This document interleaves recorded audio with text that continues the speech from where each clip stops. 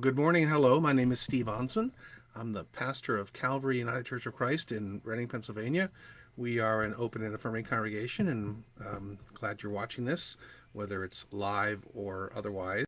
Um, Hope you'll share this if you find it helpful and if it answers a question that maybe somebody else has asked you in the past. Um, so today's question comes from Paulette Moore, longtime friend of ours, in the community. The question is really, really good, challenging one. What if God had sent God's only daughter instead of God's only son? So, uh, yeah, I love what these. It sounds fanciful, but it really isn't, because it is a really important central theological question about the nature of Jesus, right? Who Jesus, what the nature of God is. So I did a little research and I found that there's actually a very small but committed group of people who push the idea that Jesus was in fact female, that he passed for male, or that he was trans, or which is an interesting idea. And what they use as part of it is that the gospel of love that Jesus preached was far more feminine than much of the teachings of many of the men through history. But again, because Jesus is who he is, that's not really pertinent here, I think. There's also a school of thought that even though Jesus was born male, after the resurrection, his gender was no longer meaningful. Remember, he's a couple times where he's not recognized for who he is, whether he's hiding himself or he's changed in some way. On the road to Emmaus, they don't recognize him, although he appears, I think, male, but we're not even sure about that. He speaks with authority and they listen, so he probably was male for that time. There are folks who point to the scientific idea of parthenogenesis, which is reproduction without a male counterpart, which some mammals do. They're able to do that. Females are able to produce, but the production of that is only female. You can't have a male from that.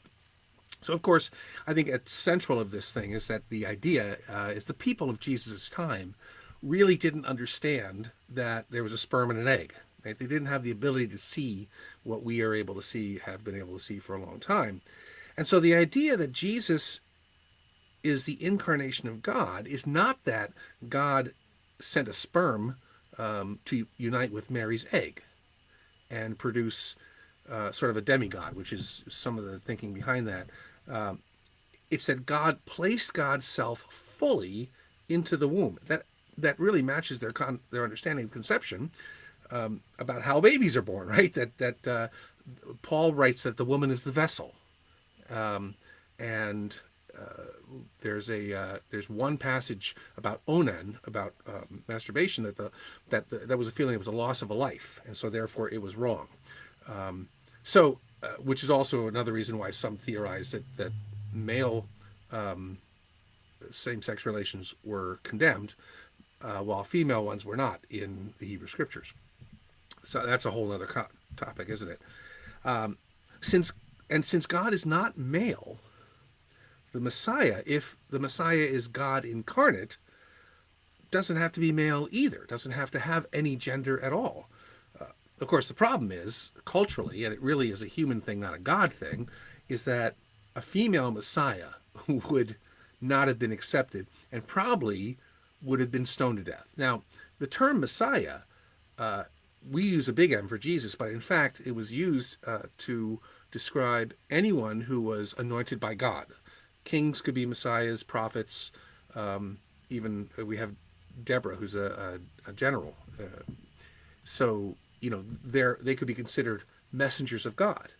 But the Messiah with a big M, that was a whole different thing.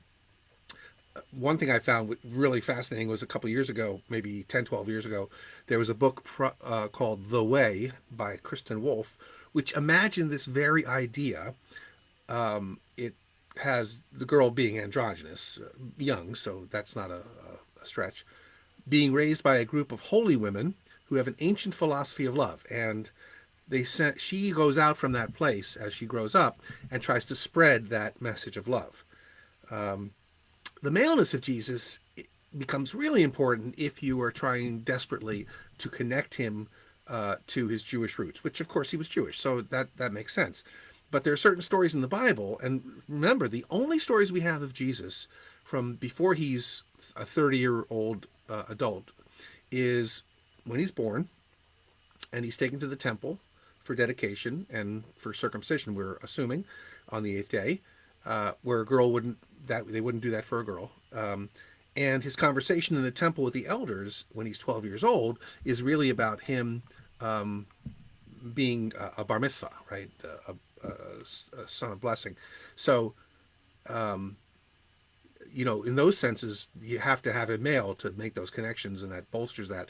But without those two stories, which only appear in those two places, he takes leadership at the age of 30, which again was part of he becomes a man at 12, but he takes leadership at 30. So all those things are male things that women were excluded from. But does it matter? I mean, if God is God and God is not male or female, God is a spirit, it doesn't matter male or female. Really, it's a cultural issue. So I think if God had sent God's self as female, she would have been stoned to death as a witch. She would have been silenced. She would not have been respected, which of course is human failure, not God's. So anyway, that's what I have for today. What do you think? Send me an email, a message, call me. You can give me another question to grapple with, and I will use it some Wednesday on a Wednesday Word. Meanwhile, stay safe. The numbers are going down, but you know what? They went down before, and then they went back up. So we all need to be careful and care for each other. That's why we wear masks. That's why we get vaccinated. And I hope you'll do that. Have a beautiful day on this Groundhog Day, and stay warm.